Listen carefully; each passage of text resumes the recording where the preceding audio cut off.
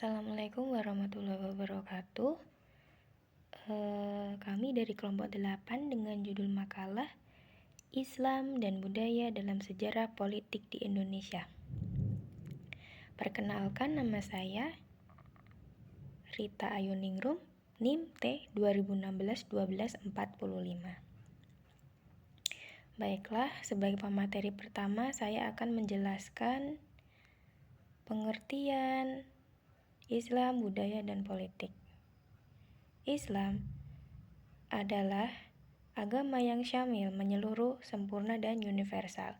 Islam mengatur seluruh sendi-sendi kehidupan manusia, tak luput pula masalah politik ataupun urusan kenegaraan yang lainnya. Itu adalah pengertian dari Islam secara sederhana. Kemudian, pengertian dari budaya. Budaya merupakan suatu proses kebiasaan yang sering dilakukan, dan ini menjadi kebiasaan yang pada puncaknya nanti memiliki nilai kepercayaan yang cukup kuat, sehingga di dalam masyarakat dijadikan suatu sistem kepercayaan yang mendasari tingkah laku manusia. Jadi budaya itu adalah kebiasaan yang sudah turun-menurun dari nenek moyang ke cucu-cucunya dan bisa diwariskan. Kemudian adalah politik. Politik adalah alat yang dipakai oleh pemegang kekuasaan dalam menjalankan suatu proses kepemimpinan. Nah, di sini dalam arti luasnya pengertian dari politik, bagaimana seorang pemimpin itu secara sadar maupun tidak diikuti sehingga apa yang menjadi tujuannya dapat tercapai. Baiklah, sederhana pengertian dari Islam, budaya, dan politik. Selanjutnya akan dijelaskan kepada pemateri yang kedua. Saya Ismiatul Maula, NIM T 2018-1482. Sebagai pemateri kedua akan menjelaskan tentang pemikiran Islam dan politik di Indonesia. Baiklah, sebelum kita memasuki pada ketiga paradigma ini, kita perlu mengetahui apa sih hubungan antara budaya, Islam, dan politik. Kebudayaan yang dianut di masyarakat bisa menjadi penentu dalam sistem kepolitikan suatu negara. Dan letak hubungan agama dengan budaya adalah agama dapat menentukan baik buruknya suatu kebudayaan yang dianut dalam masyarakat. Baik, kita perhatikan pada 3 paradigma yang ada di PowerPoint kelompok 8 ini.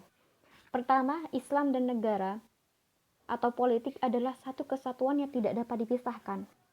Karena melihat bahwa Islam merupakan agama yang serba lengkap dan sempurna, yang di dalamnya tidak hanya membahas terkait akidah dan ibadah saja, tetapi juga mengatur tentang politik dan negara. Yang kedua, di sini ada Islam dan negara atau politik adalah dua hal yang saling berkaitan. Hal ini berdasarkan pada argumen bahwa agama memerlukan negara, karena dengan negara agama dapat berkembang. Begitupun dengan negara juga membutuhkan agama, karena dengan adanya agama, negara dapat berkembang dengan bimbingan etika dan moral. Yang ketiga, yang terakhir, paradigma terakhir mengatakan bahwa Islam dan negara atau politik adalah dua hal yang harus terpisah. Pendapat ini dipelopori oleh Ali Abdul Razik, di mana ia berpendapat bahwa agama tidak berkaitan dengan hukum dan praktek yang bersifat duniawi. Secara umum, penulis menyimpulkan bahwa pemikiran Islam dan politik di Indonesia yang dikutip dari penjelasan Wahyudin G, bahwa Islam dan politik memang merupakan satu kesatuan yang tidak dapat dipisahkan. Islam dan politik terdapat korelasi fungsional. Islam memerlukan dukungan politik, sementara politik juga membutuhkan moral dan etika Islam. Baiklah, sekian penjelasan tentang pemikiran Islam dan politik di Indonesia. Selanjutnya akan dilanjutkan oleh pemateri yang ketiga.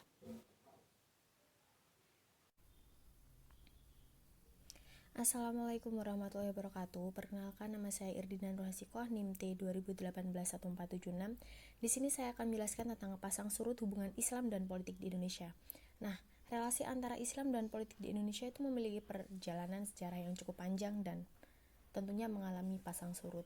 Sebenarnya banyak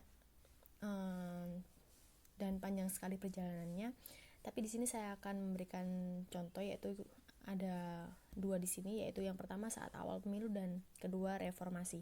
Nah, pada saat awal pemilu pertama, keperkasaan politik Islam menunjukkan prestasi yang cukup baik dengan tercatat sebagai partai pemenang kedua yaitu Masyumi dan partai pemenang ketiga yaitu NU. Tetapi pada saat tahun 1955, politik Islam itu rontok pada masa Presiden Soekarno karena beliau menerapkan demokrasi terpimpinnya. Kemudian yang kedua yaitu saat reformasi. Saat gerakan reformasi pasca berakhirnya Orde Baru telah mengubah wajah perpolitikan Indonesia. Demikian politik di umat Islam. Karena kondisi negara yang cenderung tidak stabil, menuntut berbagai pihak untuk mendesakkan demokrasi, kebebasan, transparansi, akuntabilitas publik atas persoalan-persoalan bangsa. Dan apapun itu yang berkaitan dengan tatanan masyarakat. Tak ayal pertentangan dan konflik sosial terus terjadi pada masa itu. Dan salah satunya adalah munculnya berbagai pemikiran politik Islam yang kemudian melahirkan banyak gerakan. Nah, eksistensi Islam politik pada masa kemerdekaan sampai pasca revolusi itu pernah dianggap sebagai pesaing yang dapat mengusik basis kebangsaan negara. Dan pada saat itu juga politik Islam itu pernah dicurigai sebagai anti ideologi negara Pancasila, padahal tidak seperti itu.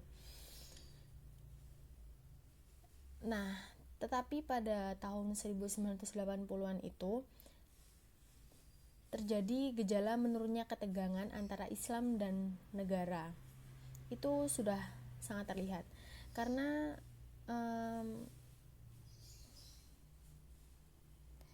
semakin luasnya peluang umat Islam dalam mengembangkan wacana politiknya dan partai-partai Islam yang banyak bermunculan pada saat itu.